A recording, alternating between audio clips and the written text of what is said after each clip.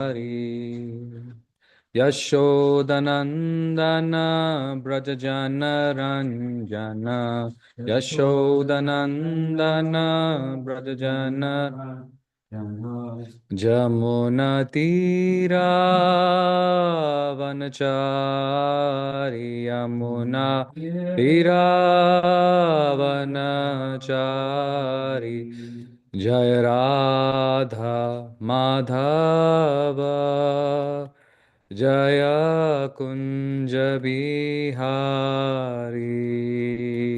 Jaya Radha Madhava Jaya Kunja Bihari.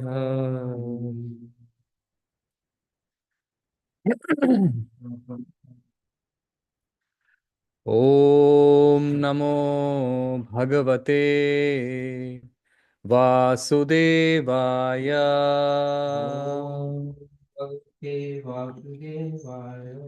Om Namo Bhagavate Vasudevaya.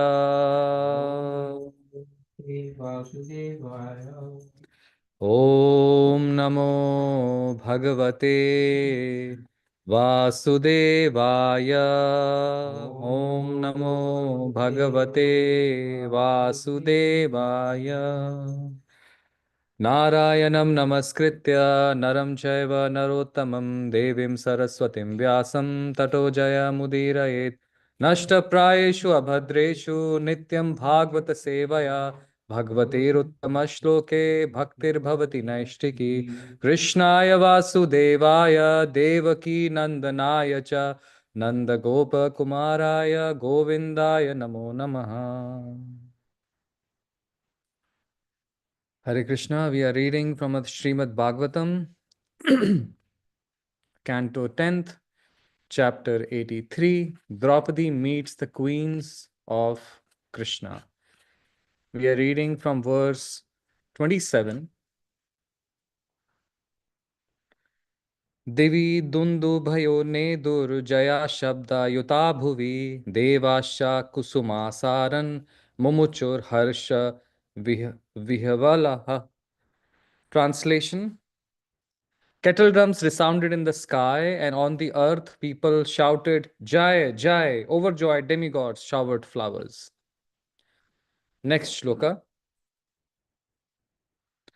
Tadrangam avisham aham kalanupurabhyam padabhyam pragyagya kanako yijwalaratnamalam nutne nuiya paridhaya chakaushikagre savrida hasavadana kaveri dhrishtasrak.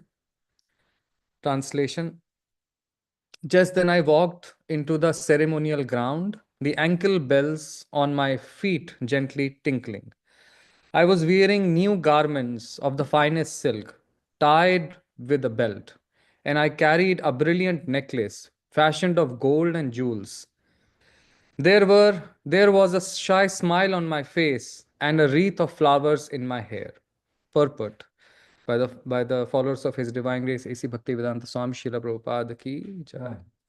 Srila Sridhar Swami states that Sri Lakshmana was so excited by remembering how she obtained the Supreme Lord that she forgot her natural shyness and went on to describe her own triumph. Text 29. Unniyavaktram urukuntalakundalatvid gandhasthalam shishiraha sakataksha mokshay Rajyo niriksha parita shanakair murarir amshe nurakte hridaya nirdhate swamalam. Translation: I lifted my face, which was encircled by my abundant locks, and effulgent from the glow of my earrings, reflected from my cheeks. Smiling coolly, I glanced about. Then, looking about at all the kings, I slowly placed the necklace on the shoulder of Murari, who had captured my heart. Verse number 30. Tavan mridanga pataha shankha bhre anakadaya ninedur nata Nartakyo Nratrur Gayaka Jaguhu. Translation. Just then there were loud sounds of conch shells and mridanga, pataha, bheri, and anaka drums, as well as other instruments. Men and women began to dance, and singers began to sing. And then verse 31. Evam evam vritte bhagvati mayeshe nripayuthapaha nashe hire yagge seni sparadhanto hrichayaturaha. Translation. The leading kings there could not tolerate my having chosen the Supreme Personality of Godhead, O Draupadi. Burning with lust, they became quarrelsome. Purport. Srila Sridhar Swami comments that the contamination of lust led the kings to quarrel foolishly with the Lord, even after seeing his supreme power. We'll chant some more prayers. Om Agyan Timirandasya Gyananjana Shalakaya Chakshurunmilitam Yena Tasmai Shri Guruve Namaha. Nama Om Vishnu Padaya Krishna Preshthaya Bhutale Shrimate Bhakti Vedanta Swami Niti Namine Namaste Saraswate Deve Gauravani Pracharine Nirvishesha Shunyavadi Paschatya Desha Tarine जय श्री कृष्ण चैतन्य प्रभु नित्यानंद श्री अद्वैत गदाधर श्रीवासादि गौर भक्त वृंदा हरे Krishna Krishna Krishna Hare Hare Hare Ram Ram Ram Hare Hare. Seeking blessings from all the assembled Vaishnavas here, Adi Purush Prabhu, Sundarnath Prabhu. I think behind we have Bhav Bhakti Devi and Jainitai Prabhu. And all the devotees who are here online, please bless me so I can speak something in line with our parampara, something which can help us connect deeper with Krishna and the science of bhakti. So we are reading from this chapter 83. Draupadi meets the queens of Krishna. And we are reading from verse number 27. I'll just read the translations quickly. Kettle drums resounded in the sky, and on the earth people shouted, Jai, Jai! Overjoyed demigods showered flowers. 28th text. Just then I walked into the ceremonial ground, the ankle bells on my feet gently tinkling. I was wearing new garments of the finest silk tied with a belt, and I carried a brilliant necklace fashioned of gold and jewels. There was a shy smile on my face and a wreath of flowers in my hair. 29. I lifted my face, which was encircled by my abundant locks, and effulgent from the glow of my earrings, reflected from my cheeks. Smiling coolly, I glanced about. Then, looking around at all the kings, I slowly placed the necklace on the shoulder of Murari, who had captured my heart. 30th. Just then, there were loud sounds of conch shells and mridanga, pataha, bheri, anaka drums, as well as other instruments. Men and women began to dance, and singers began to sing. And 31st, the leading kings there could not tolerate my having chosen the Supreme Personality of Godhead. O Draupadi, burning with lust, they became quarrelsome. So, this is a section which basically began that Krishna is meeting with Yudhishthira Maharaj, and Yudhishthira Maharaj is talking to Krishna. There are other people who are there, and everybody is, the relatives are there of Krishna. Everybody is praising Krishna, and they are having their talk. At the same time, the queens, or I should say the queens of two clans, are coming together. And there is one side we have Draupadi majorly, and the other side we have all the queens of Krishna. And they are talking now. And they are talking about marriage. How did you marry Krishna? That's the essence. And all these queens, one by one, are basically sharing what happened with them and how Krishna won them or how they became Krishnas. So we started with Rukmini, and then Rukmini says what happened with her. Then Satyabhama basically says her story. We saw Jambavati says her story. Then we saw Kalindi, who's Yamuna personified, says her story. And ultimately, we are here at Lakshmana. And it is so interesting, actually, that Lakshmana is saying that just like your Swayamvar ceremony, I also had a similar Swayamvar ceremony. But in my Swayamvar ceremony was difficult than yours because the fish was completely covered. And in some places, actually, it is also described that even Arjun was present actually in that assembly. And Arjun also tries to basically target the eye of the fish. But then his force was not enough. He was able to touch it, but it was not enough. Many other kings, they were not even like to lift the bow or even like to string it. But when Krishna did it, it was like just a lion basically walks in a pack of dogs. That's the analogy given here. And then basically Lakshmana is saying what happened. And we read actually Sridhar Swami is saying that Lakshmana, who is generally shy, is so excited. She just leaves her shyness and just says what she was doing and what was happening. And she's just going on and on. And then she's saying like, I walked here and this is how my ankle bells were tinkling and I was wearing this. And this is what I was carrying. And I had a smile on my face and I had flowers here. And she's just going on and on. And she's saying, smiling coolly. I carried, with coolly, I'm with a lot of style and like poise. I'm going ahead. I'm very calm. And then I'm putting the garland in Krishna's neck. And then so much celebration is happening everywhere. And the last shloka basically say, the leading kings, and by the way, just let me remind you who are these kings. A few heroes who are mentioned here in text 23 is Jarasandh, who is well and alive and who's very powerful person. Shishupal, who was Ravana himself in his previous life. Bhima, who is one of the most powerful warriors of I should say, the whole battlefield of Kurukshetra. Duryodhan, Karna, the son of sun god. These people are present.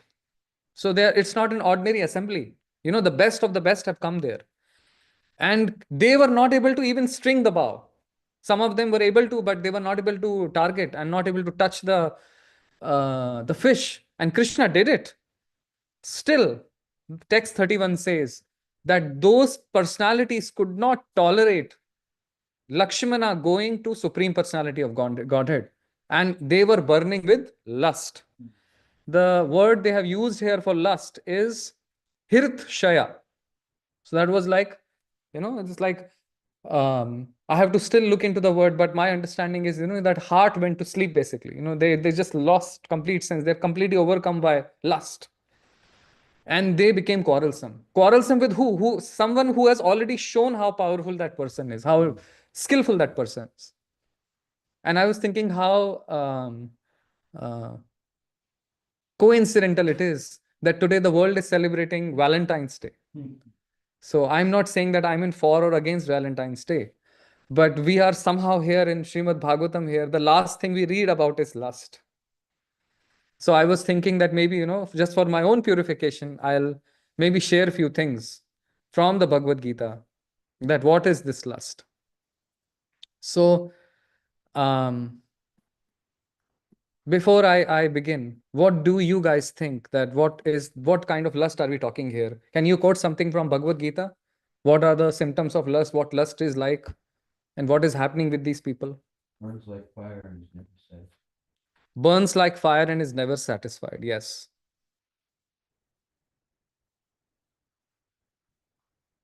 Anyone online?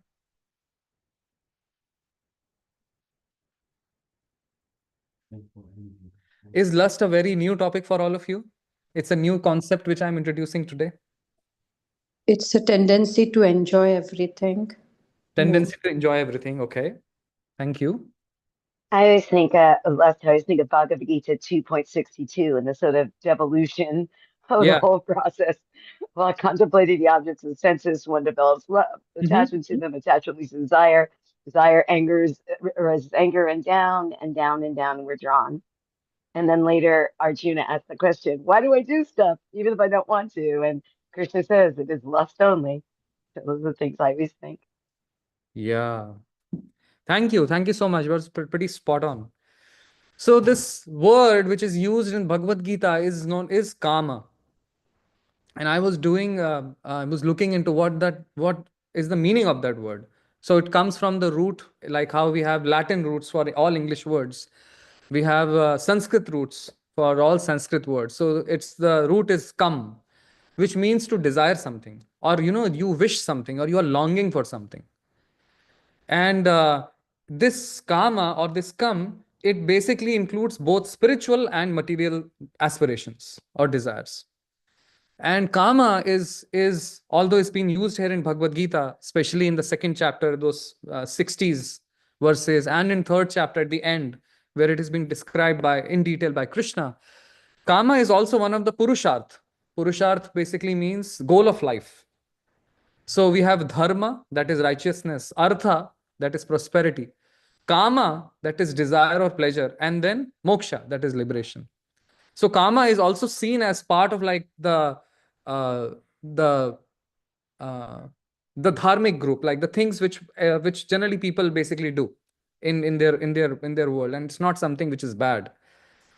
But lust, when it comes to lust, it is it is that kama which comes from passion. And the word lust, if you see that root, it comes from the Latin word luxuria, which basically means indulgence, something which is excessive, going towards sensual pleasures.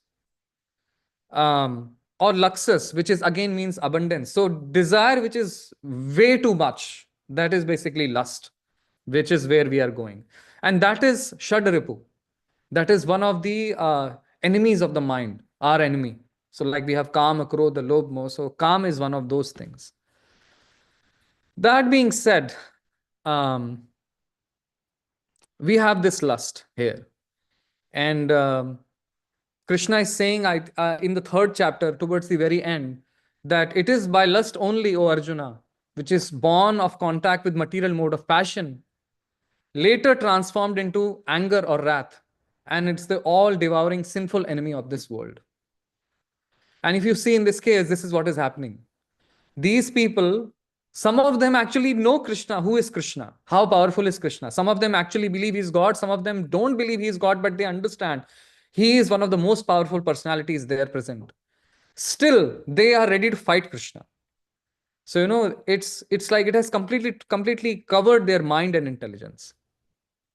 So, in 3.39, Krishna says that lust is the greatest enemy, and it basically covers wisdom, just as Adipurush was saying, just like smoke covers the fire. The fire is there, but it's covered by smoke. Similarly, lust is covering the wisdom. And then in verse 41, lust basically can be only conquered by regulation and spiritual intelligence. And as Jamuna Jaya clearly said, let me say those shloka. ध्यायतो विषयान पुंसा संगस्थेषोपजायते संगात संजायते kama कामात क्रोधो भी जायते. That while contemplating the objects of senses, a person develops attachment for them. So all these men are contemplating on this princess Lakshmana. They have developed attachment for her. From such attachment comes lust. And as one of you said, that it is basically, desire to enjoy. So they wanted to enjoy this. For them, this is an object. And then because that desire was not fulfilled, anger arose. And as Sundarnath Prabhu singing the next shloka, Krodhat bhavati sammoha, sammohat smriti vibhramaha, smriti bhramshat buddhi nasho, buddhi nashat pranashyati. And this is the whole complete cycle. From this anger, so anger has come now, complete delusion arises. From this delusion, bewilderment of memory. So people have forgotten who they are, what's happening, who they are going to attack. And just think how even ourselves forget about the carnal or the sensual aspect of lust. But when we are also desiring something really, really very hard, and it is not something that, it is coming from a place of goodness. It is coming from a place of passion because we want to enjoy. or we want to benefit. It's about myself and I and ego. How, when that desire is not fulfilled, mind just basically goes on like a rath, on a chariot, forgets everything, and just totally forgets everything else which has happened in the grand scheme of things. We become ungrateful, we become forgetful, we become egoistical, we become arrogant, and basically memory is gone. Now, when memory is gone, when you don't have memory, how are you going to make decisions? So intelligence is lost. Now you don't make the right choices. And when intelligence is lost, it is said that this person falls down in the material pool. In this case, we will see in the future shlokas. I don't want to speak much on the future shlokas, but uh, I don't know about them falling down in the material pool, because many of them are already deep in the material pool, but their hands, limbs, and necks will fall down on the ground for sure, because Krishna is going to slash them. So this is very, very important actually, that we understand that how this is functioning, and it's like a reminder. And as Jamna Jay was saying, this cycle, contemplation, attachment, desire, coming to anger, then that bewilderment or that delusion, we don't see reality. Then we forget, like the memory is gone, loss of intelligence, and then the downfall starts. So it's not only applicable to spiritual circles, but even like in general day-to-day life. Sometimes, when we are angry, and anger also can be from mode of goodness, can be from mode of passion, can be mode of ignorance. The anger in mode of ignorance is bad for the person who is receiving anger and who is giving anger, because it is all destructive. Person forgets everything. It's wrath. They will go to any extent to do whatever they have to do. They forget everything. That's in ignorance, completely blind. The person is blind. Anger and passion is coming from, my enjoyment. And in that also, it's very selfishly motivated. So that is anger coming from passion. And that is the anger we are talking here about. But there is anger in goodness also, which is basically to correct someone or to basically bring someone to the right path. That is coming from a place of care. You're upset, but it's not blind. It's ultimately for the betterment of someone. So again, desire or anger or all these qualities we see, and they are shad ripus, they are our enemies. It's not that they are like, it's completely black and white. Life is in gray. Sometimes they can be really good and they can be friends. Sometimes they can be really, really harmful. So we have to maintain that equipoised mind, that we understand where we are. So now we are talking about people losing their mind and lust. Can you guys give me some examples from scriptures or real life where someone who was totally overcome by lust and they had a great fall, either spiritual, material, whatever? Ravan. Ravana, yes, such a great scholar, born in such high family, uh, great devotee of Lord Shiva, although he becomes devotee of Shiva later, but still, he had uncontrollable lust, got so many curses from so many people, ultimately settled with that lust on Sita, and ultimately complete destruction of him and his dynasty. So yeah, even so he's considered as one of the most intelligent people, but he was powerless against lust because he lacked self-control. Thank you. Very good example. Any other example? Someone we see that in scriptures went blind and then, in lust. They can always come back and they can. Yes. Sorry, Vishwamitra. Vishwamitra, yes. Vishwamitra is succumbed to lust. He was seduced and then he realizes, he gets back to what he was doing. Yes, Vishwamitra. Thank you. Any other personality? Mangala Tomari Thakur. Muni, yes. Sundarat Prabhu is in the purport when we read those shlokas. Classic example. How, such a powerful yogi sitting on the bed of Yamuna had so much power that he cursed Garuda, that you cannot come to Yamuna ever again to do anything to the fishes. Is succumbed by desire and lust, goes, marries 50 princesses of the kingdom of Mathura, and then basically spends many, many decades and then realizes, what have I done? And then he again comes back on the right path. But again, lust blinded him. Any other person? Did you mention King Puranjana Prabhu? I don't know, I missed. Yes, you did. From the Bhagavatam. No, I did not. Okay. So is he another example of this category? King Puranjana. Can someone enlighten me? I think I'm I believe that's the Purura. first. Or Pururava, probably. Pururava. Okay. But yes, in their dynasty, the one main example which comes in my mind is King Yayati. He was so much blinded by lust that he goes and asks his own sons, "Can you give me your youth? I'm old, I'm cursed by my father-in-law. Can you give me your youth so I can be young again and enjoy with my wife?" Like such kind of family dynamic. He curses his sons.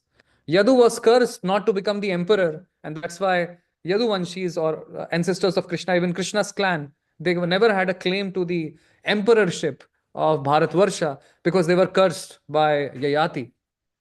So Yadu didn't get it because Yadu said, "I cannot give my youth to you because Krishna has to come and descend in my lineage."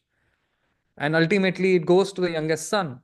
So Yayati, he was a king who couldn't be satisfied, and after thousand years, he realizes what he has done, and then he basically comes back to the right path with his wife Devayani.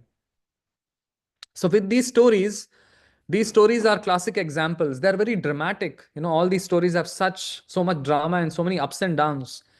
But if you see closely, it happens in our life as well. We very easily get irritated or irked when something doesn't go by like our way. And if somewhere our interest is there, subconsciously or consciously, it affects us. So what we need to do? We need to do basically that we need to remember that everything in this world is fleeting. So this is part of the solution actually. That temporary pleasures will lead to suffering. And for that, I was reading and finding shlokas in the Bhagavad Gita, and I came across 522, where it is said, "An intelligent person does not take part in the source of misery, which are due to contact with material senses. O son of Kunti, such pleasures have a beginning and an end. So the wise man does not delight in them." So I'm saying this shloka just so that we remind and we feed our intelligence that whatever I'm wishing or whatever I'm saying, is it really for my good and for everyone's good? Or is it coming from a place of lust? Is it something very temporary that I'm seeking? So if we can somehow stop when that cycle is happening of contemplation and ultimately coming to delusion and all, if we can stop somewhere, just think. And then yes, 264, which is the next shloka, which basically says, um, Raga Dvesha Vimuktushtu. So it is basically saying, but a person free from all attachment and aversion can and able to control his senses through regulative principles of freedom. So we have regulative principles here. We follow the four regulative principles, but there are more, like how a Vaishnava should be. So if we follow those principles of freedom, then we can get the mercy of the Lord. And if we have that mood of seeking mercy from the Lord, then we can somehow be able to be free from this kind of cycle of aversion and attachment. And ultimately, the most powerful antidote is developing a higher taste. So we should see in this Navida Bhakti, 9 ways of practicing devotional service, um, what is basically the most nourishing to us. And we should always try to fall back to that. If it is hearing lectures, then we should strengthen our intelligence, do Shravan. If it is Kirtan, we should attend Kirtan, absorb ourselves in the holy name. If it is Japa, sit and chant the holy name. And when we do this, when we do practice this devotional service, when we are worshipping the deity, pray to the Lord that may Lord give us strength so we can overcome these anarthas in our heart. And when we are doing this bhakti, then automatically we are associating with sadhus, which is also a very practical thing. Um, Remembering Krishna all the time, absorbing in Krishna, absorbing our mind in Krishna, regulating our senses. So it is different for different people. Regulation for myself can be different, for someone else can be something else. So we should think that, we should see that what is regulation for me? That I am in a balanced state. I'm not too starved that I'm going crazy, and I'm not too full that I'm just indulging. I have to find the right balance, and then we need Guru Sadhu Shastra to find that right balance. Chanting of the holy names regularly, as I said, and ultimately having that understanding from our scriptures that ultimately everything in this world is temporary, and this pleasure is fleeting. Whatever pleasure I'm going to get, by obtaining this person, by obtaining this position, by obtaining this money, by obtaining whatever I'm really lusting for. Ultimately, if I don't get, it's fine because it's temporary, it's fleeting. So, with that being said, I'll conclude that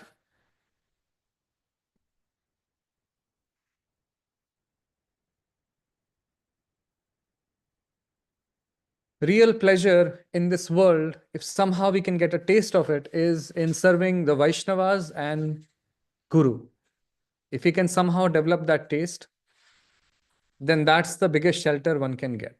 And that is something which can help us navigating this world when we have these fleeting pleasures, because these pleasures will come. We are not, even if we don't work for pleasures and good things, they will still come to us.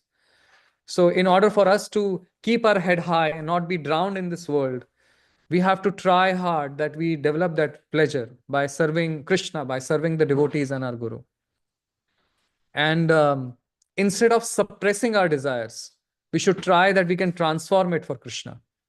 So whatever desire we have, if there is a way that we can express it in Krishna's service, that is a better way than to just cut it off. Because if we are not there yet, if we don't have the strength, then that desire will fight back, mind will fight back, and it will come back to us. And Bhagavad Gita, Krishna says in 6th chapter that whenever the mind is wandering up, or yogi basically brings the mind back. And this is what we need to do. So lust will come. We will go back into that cycle of contemplation, desiring things. By constant Shravanam, Kirtanam, chanting of the holy names, by Seva, whenever we wake up, we should bring back ourselves and bring it back to Krishna. So with that, I think it's 7:49. I open up for comments, questions. Yes, Sundarnath Prabhu, please. People who might hear it, he can repeat it. I'll repeat what Sundarnath Prabhu is saying. He's making a comment. Yes, Prabhu.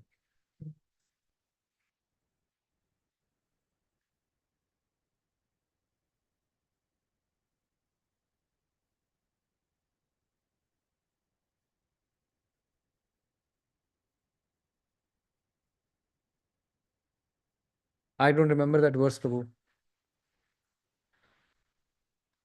But I understand the essence. Maybe I can look it up.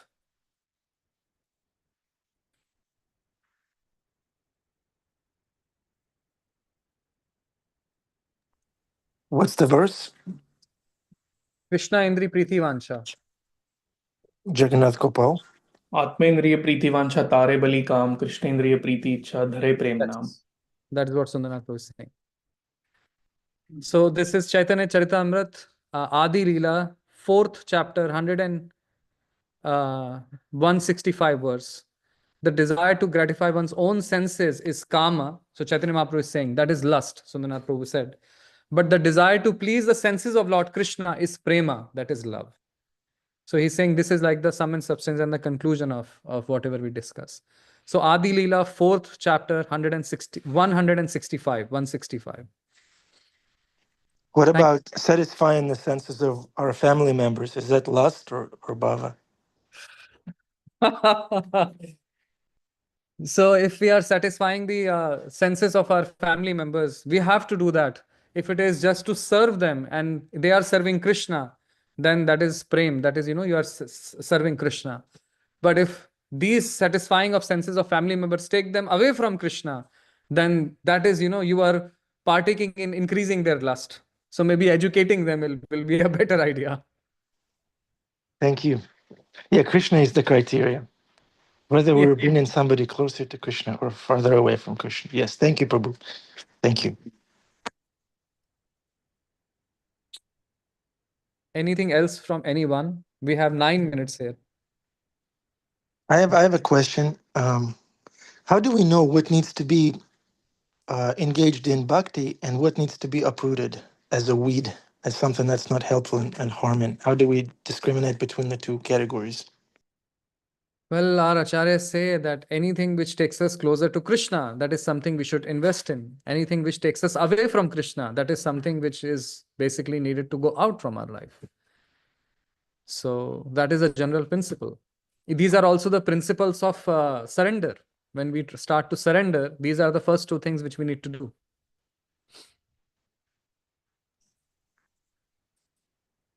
Thank you, Prabhu. Thank you. Perfect answer. What can we say? Min has her hand up. I'll take that, Prabhu. Well, let's have these things. We'll definitely say that, Shlo. Oh, Sundarnath Prabhu is saying, Anand Bihari Prabhu, the verse we recited from Chaitanya Charitamrita, look it up. That is your answer. Oh, I see. I will. Jagannath Gopal, can you please put it in the chat? You quoted it so nicely. 4:165. Yeah. Thank you, Sundarnath Prabhu. Okay, Min, go ahead. Thank you so much for class. I had a question about lust, how it makes a lot of sense to me to get to lust through our desires. Is it possible? Do we also get there through our aversions?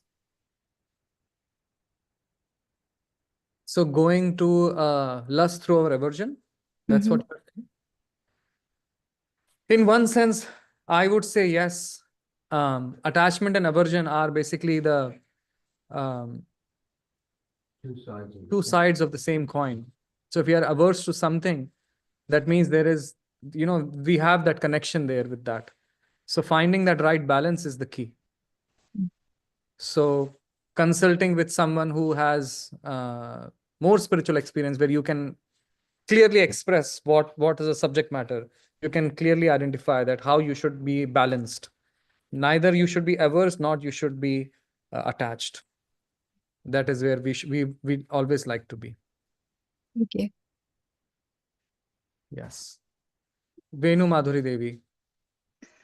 Hare Krishna. Just to following on Min's question, maybe some examples of aversion, like lust, arriving at aversion through lust, or vice versa, like would be when you have a lust for revenge against your enemies, or a lust to see an enemy suffer, or even like going to fighting, violence is like a lust born of aversion, maybe. Are those examples, do you think? So, I'll give you two examples. One is the example of jealousy, Vishwamitra. So Vishwamitra, in his Vishwamitra actually took the name of Vishwamitra. His name was Kaushala Raja, or Kaushik Raja. He was a king actually, and he, with his army, comes to the ashram of Vashishta Muni. And there, the ashram was very small. They had hardly anything. And ultimately, because he was a king, he was asking the ashram people, my army is coming after fighting this war. We need your help. And Vashishta Muni had this Kamadhenu cow, a very special cow, which could fulfill the desires of people. So through the help of that cow, he was able to feed everyone and provide whatever they needed. This king, he was so obsessed. He said, whatever is the best should belong to the king. Why do you, a beggar here in the middle of a forest, has this cow? So he says, give me the cow. And the cow is a person. Cow said, I don't want to be with you. So Vashisht basically says that we can't give you the cow. And ultimately, Kaushik, this king says that I'll take it forcibly. And then the cow creates an army. And this king was humiliated. So he goes and he understands that being king is not powerful. Being a Brahmana is more powerful. He was very jealous. He wanted to have that cow. He wanted to have that power of Vashisht. So he became Vishwamitra. So he transcended from being a Kshatriya to an ascetic to basically take revenge. And he was jealous. And he did lot of tapasya. Lots and lots of tapasya. Ultimately coming to the conclusion that if he really wants to be a Brahmana, he really wants to be a sage, a Brahma Rishi, then he needs to conquer and he needs to give away these feelings which he has in his heart. Then only he can truly grow. And it's then he becomes a devotee. And then he is favored by Lord Ram. So during Ramayana, we see both Vashishta is there and Vishwamitra are there. And Ram basically gives himself to both of them. So that is one example. Another example was example of Dhruva. Dhruva's brother, Dhruv Maharaj, our 5-year-old superstar, he basically becomes the king of North Star, has a bigger planet and kingdom than even, his great-great-great grandfather. And ultimately he's ruling.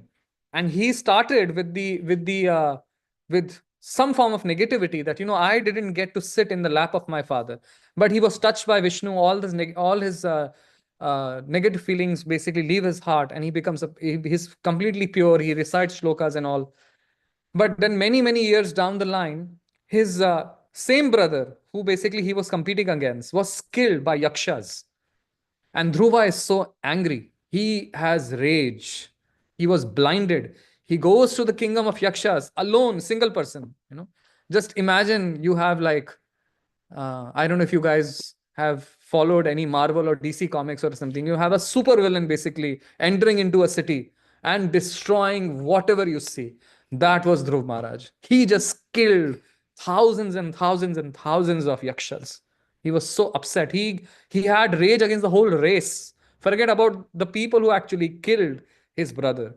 And it was his superiors who descended from heavenly planets that he finally stopped. He was not ready to stop. He wanted to annihilate the whole species, actually. So he basically ultimately stopped. He got sense because he opened his ears to his superior authorities. And that's why, again, the same thing comes Guru, Sadhu, Shastra.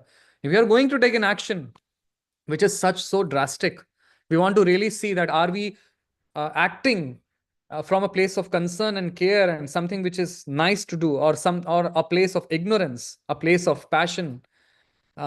We need to consult with our superiors. So Dhruv Maharaj is another case. I hope that I answered your question, Venu.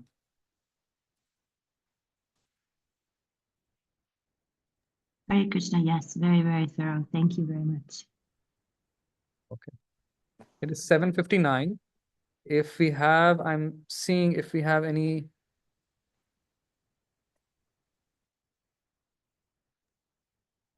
Okay, dear audience, please, it's your turn. Ask a question, Adi share Krishna. a reflection. One Adi. thing I would just say that, it's so nice. Rukmini was Sita Devi, and she was kidnapped by Ravana. So in this case, Shishupal was there. So Shishupal comes and Rukmini kidnaps, like gets herself kidnapped. It was like tit for tat. So that was something I was thinking, a point that, that was like tit for tat in their Leela. But that being said, I think we are ready to blow the conch shell here. Are you Adipur, are you the one blowing the conch shell, Karuna Nimai Prabhu? no, Prabhu. Hmm. Okay. J- Dear Janita Prabhu. Thank you so much, everyone. Hare Krishna.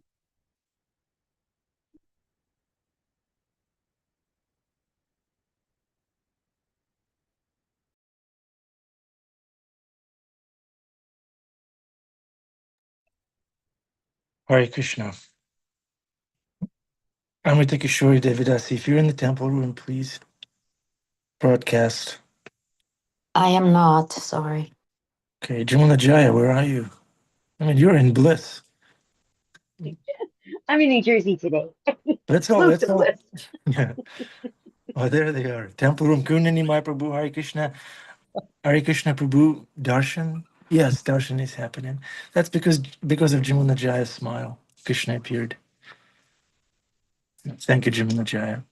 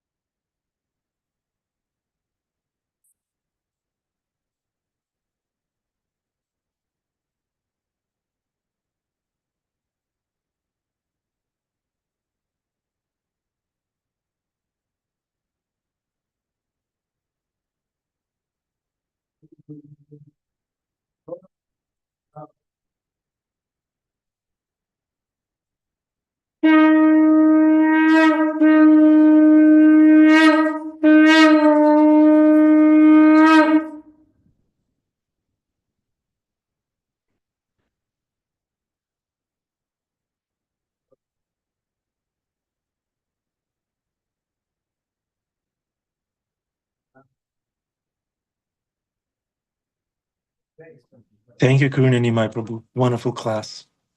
Hare Krishna. Hare Krishna. Okay, welcome to the Afterglow, dear devotees. Thank you for sticking around.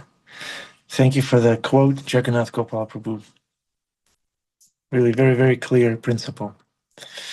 Okay, I have a question for Jeffrey Prabhu. Is that Rasa Leela behind you, Jeffrey Prabhu? Are you in the center of Rasa Leela? That gopis are dancing in Fully around. unqualified to be anywhere near the rest of the. You know, Jeffrey. Okay. Jagannath Gopal Prabhu, would you like to speak? No, but it's very interesting. You pointed out that verse quoted in that purport of that CC Adi 4.165 Sarvatha Dhamsa Rahitam. If there is ample reason for the dissolution of a conjugal relationship, and yet such a dissolution does not take place, such a relationship of intimate love is called pure. Yeah, I mean, it just takes the definition of pure love to such a high level, off the, out of the roof, like off the charts. And very, it is in line with the Shikshashtakam verse, Aslishava Padratam. The gopis are saying, you do whatever you want, Krishna. You want to appear, appear. You don't want to appear, don't appear. You want to put us in trouble, do it. Do whatever you want, but you're still our Prananath. You're still the Lord of our heart. So, yeah, it's such a high level of devotion. And yeah, it's I was also reflecting on the question that you asked, because we both are very much in similar situations where we have kids. I mean, I have one, you have two, so you're double in the in the situation that I'm in. But yeah, I mean, if we do something for the family, does that come under the purview of selfish sense gratification? Yeah, it's very tough. As Karuna Nimai Prabhu also mentioned, it's not black and white. Sometimes if we force kids to do something that is externally Krishna conscious, then that may push them further away from Krishna. So in that sense, that is not something that will take them closer to Krishna. On the other hand, if we give them a nice upbringing and love and care, then that will in turn help them to take to Krishna. So externally, it may not be directly Krishna conscious, but then it's taking them towards Krishna. So it's very Individualistic also differs in different situations, different individuals. But but in the where we come always is Guru Sadhu Shastra. We have to consult with Guru Sadhu Shastra and understand how that principle applies to our life in the current situation. So that's all I wanted to. I was just thinking about that since you brought it up. It was a very nice question. Thank you. Thank you, Jagannath Gopal Prabhu. Yeah, we can share bhakti by being a good husband, by being a good son or daughter. And then if our parents aren't necessarily devotees, then if we treat them with love and show them gratitude and humility, then anywhere they go, they see devotees, they think of you, they think favorably of devotees, and consequently, they think favorably of Krishna and their benefit and like that. So this is what's cool about bhakti. It's all real. There's nothing external about it. It's all real, commonsensical, practical, and it works. Jamuna Jaya, she's here after 8 o'clock. What's happening? You I got know. fired or what? Your business No. collapsed? Yeah. Yeah. It was sort of a different Friday today. Ooh, so I'm walking in the cold, so I hope you can hear me. But I just wanted to say that I'll pull over so it's not so windy right here. This conversation makes me think of the great book, Spiritual Warrior 2 by Bhakti Tirtha Swami, Turning Lust into Love. And there's a great list of things in terms of our relationships. And there's ones that I always think about, whether it be a romantic relationship or like what we're just discussing, family relationship, is to make Krishna the center. And I love the idea of the triangle, particularly with relationship.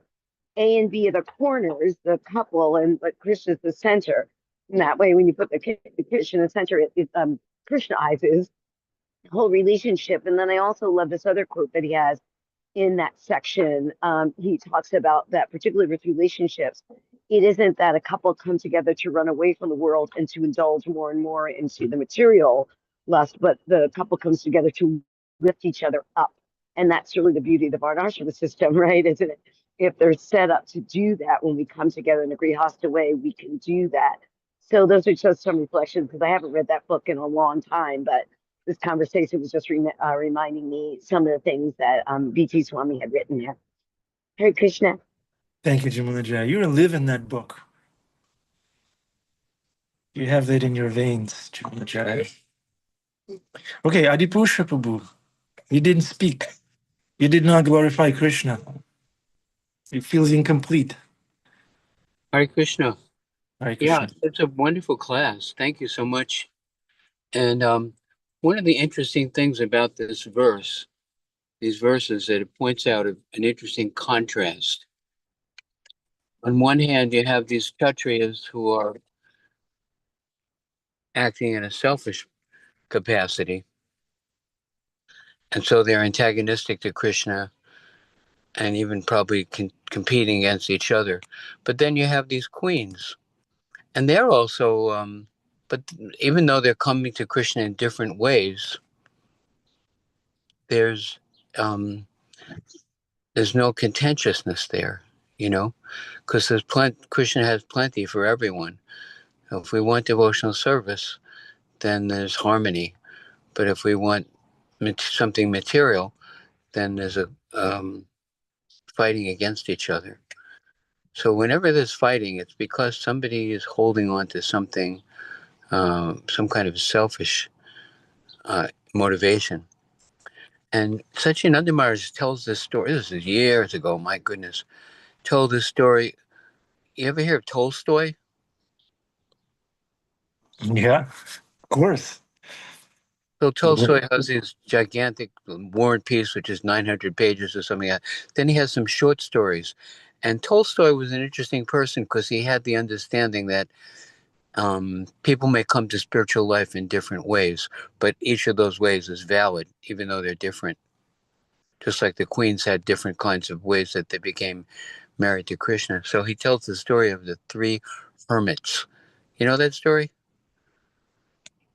Mars says, No, three no. hermits, the hermits.